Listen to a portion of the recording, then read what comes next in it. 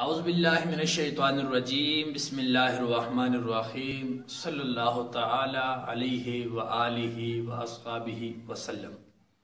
تمام دیکھنے سننے چاہنے والے دوست احباب کو محبت و برا سلام، السلام علیکم ورحمۃ اللہ وبرکاتہ۔ یقیناً آپ سب احباب خیر خیریت سے ہوں گے۔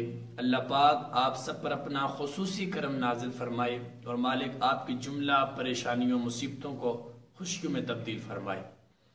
آج کی اس ہمارے ویڈیو کا جو ٹاپک ہے وہ ہے کہ کیا لا علاج بیماری کا بھی کوئی علاج ہے کہ نہیں۔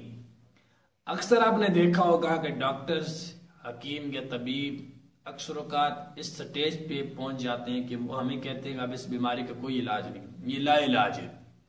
یہ بالکل غلط ہے۔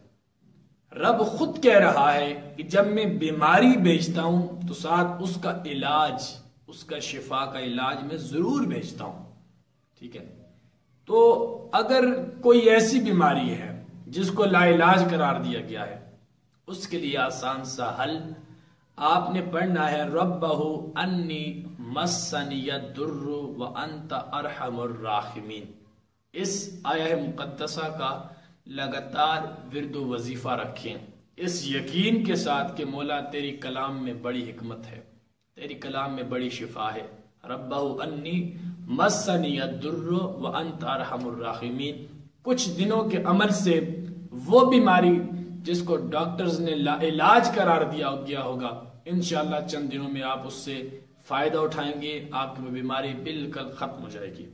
رضائے خدا کی خاطر ویڈیو کو شیئر ضرور کیا کریں، دعا میں یاد رکھیے گا۔